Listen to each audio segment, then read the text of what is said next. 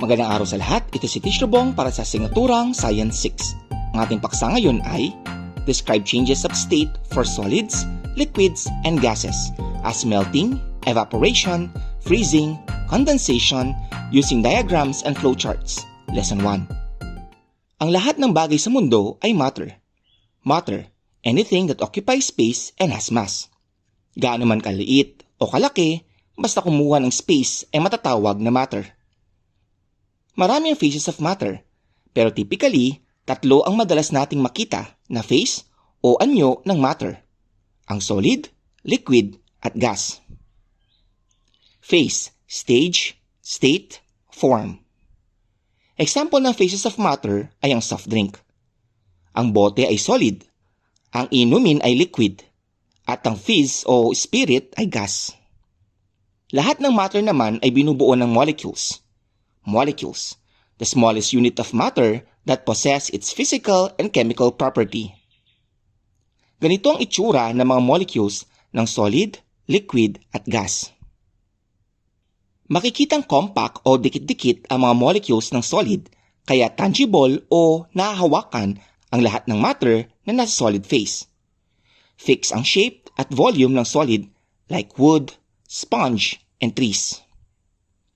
May mga spaces naman ang molecules ng liquid. Although tangible ang mga liquid, dahil sa space, ay nagfo-flow sila tulad ng water, soy sauce, at vinegar. Sila ay liquids na walang fixed shape pero may fixed na volume. They follow the shape of their container. Malalayo naman ang molecules ng gas sa isa't isa, kaya intangible o hindi mahawakan. Madalas ay hindi rin makita. Walang fixed shape and they fill the entire space of their container. Example ng gas ay oxygen, carbon dioxide, at butane. Ngayong maliwanag na ang concept ng matter at phases nito, pag-uusapan na natin kung paano nagbabago ang mga phases of matter using melting, evaporation, freezing, at condensation. Define natin ang mga processes na nabanggit. Melting, process of destroying the shape of an object by application of heat without changing its chemical composition. Evaporation, changing liquids to gases by heat. Freezing, occurs when liquid hold together because of cold temperature. Condensation, gases bond together and becomes denser due to lowering of temperature. Ito ang diagram at flowchart na rin ng lesson. Diagram dahil pinapaliwanag nito ang relationship ng mga binanggit na processes. Flowchart naman dahil ipinapakita ang sequence of events from one process to another.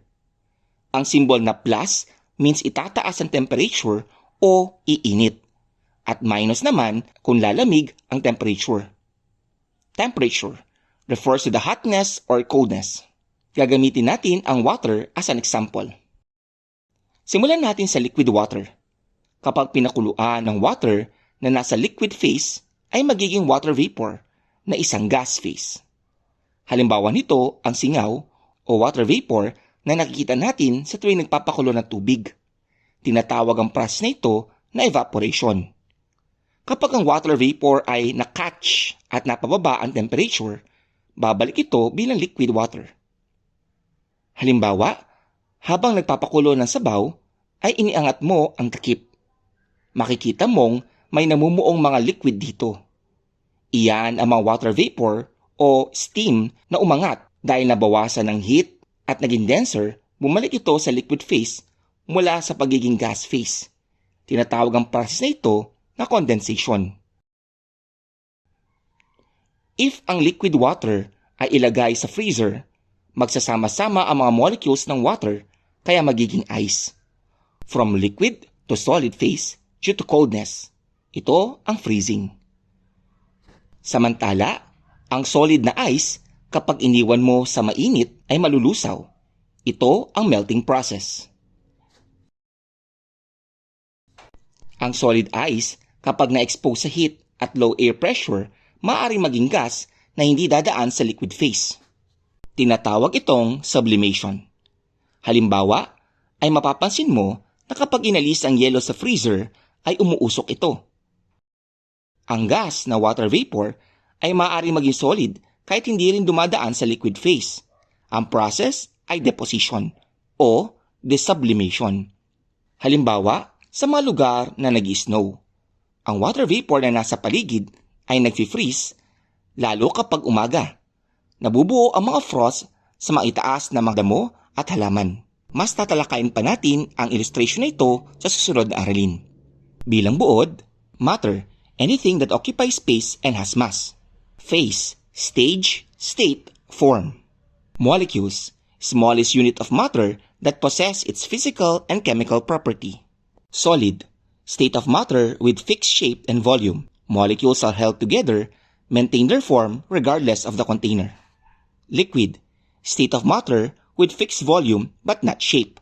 Molecules slide past each other, follows the shape of the container it occupies.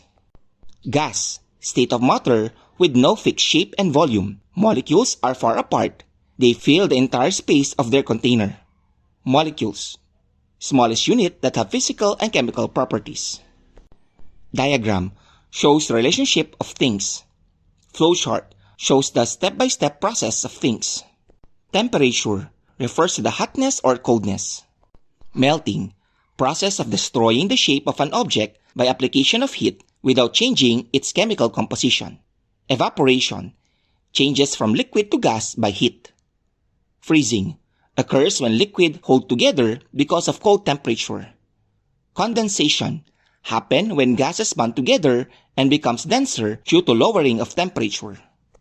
Sublimation, transformation of solid into gas without undergoing liquid phase. Deposition or desublimation, transformation of gas to solid without undergoing liquid phase. Ang susunod na aralin ay explain the role of heat energy in change-of state processes. Pakiclick ang like, subscribe at notify icons para manatiling updated sa ating mga bagong aralin. Maraming salamat sa iyong pakikinig. Ako si Teacher Bong na nagsasabing, learning is fun and for everyone. Hanggang sa muli!